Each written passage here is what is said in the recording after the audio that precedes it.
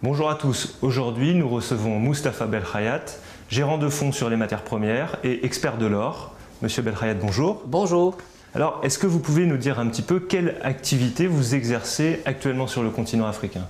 J'interviens comme consultant international pour l'exploitation des mines, en particulier les mines d'or en Afrique. D'accord. Et donc là, je pense qu'il y a quelque chose de très important à dire aux opérateurs africains, c'est qu'en fait, il ne faut pas vendre les concessions, il ne faut pas les donner à des multinationales, il faut plutôt vendre à l'avance l'or qui est dans le sol. Et une fois qu'on a vendu cet or, on s'engage à le livrer dans 2 ou 3 ans. En contrepartie, on fait un prix à celui qui aura acheté cet or. Et avec cet argent, on construit l'unité de production. Et là, il se retrouve propriétaire et de la concession et de l'unité de production. Donc aujourd'hui, ce qui se passe, on assiste à quoi? On assiste à une multinationale qui arrive en Afrique, qui investit, disons, 100 millions, mais qui récupère 2 milliards par an. Et à terme, juste pendant 10 ans, 15 ans. Pour moi, ça, ce n'est pas un partenaire, c'est un prédateur. Il faut dire les mots tels qu'ils sont. Toujours sur l'or, où se trouvent les potentialités fortes en ce moment sur le continent? En fait, le continent africain est un scandale géologique au niveau de l'or.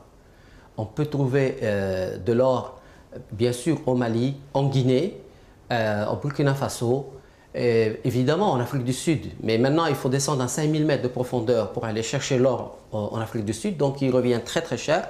Mais sur pratiquement tout le continent africain, en Afrique centrale, par exemple, nous avons de l'or. Il y a un potentiel très important, non seulement d'or, mais de cobalt, de zinc et de manganèse. Donc le sous-sol africain est un sous-sol extrêmement riche. Il est temps d'envisager une ingénierie financière pour permettre à l'Afrique de rester maîtresse de ses richesses.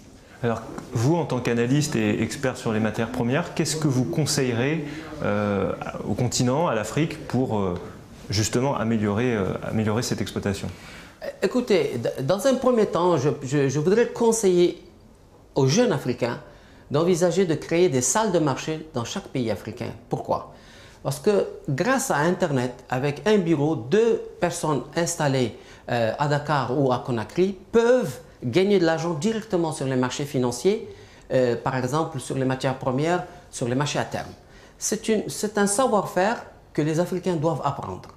Parce qu'on peut gagner jusqu'à 10 à 15 milliards de dollars en intervenant sur les marchés à terme du COMEX, par exemple, etc. Et ça, c'est un secteur qui est négligé en Afrique. Ça, c'est très important, non seulement pour gagner de l'argent sur les marchés, mais aussi pour se couvrir sur les marchés à terme. Lorsqu'on sait que, par exemple, le Mali vend du coton régulièrement sur les marchés internationaux, il est indispensable pour que les Maliens apprennent à se couvrir sur le marché à terme du coton, de manière à optimiser leur vente. Et donc, c'est une ingénierie, et cette ingénierie, elle peut s'apprendre. Nous savons très bien qu'il y a des élites africaines qui travaillent chez Goldman Sachs, chez Merrill Lynch, qui travaillent dans les grandes banques dans le monde. Il va falloir simplement les fédérer.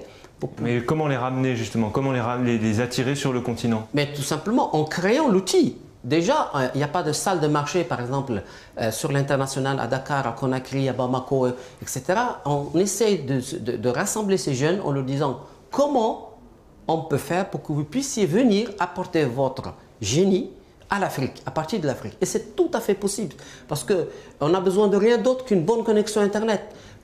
Exemple, moi je suis rentré au Maroc et je gère, depuis 10 ans, et je gère 2 fonds d'investissement sur l'international, à partir de mon pays, des fois à partir d'un village, ce qui est extraordinaire. Donc on est aujourd'hui sur une dimension internationale qui peut nous permettre d'intervenir sur les marchés traditionnels de Hong Kong par exemple, de Zurich, de New York, tout en étant chez nous en Afrique.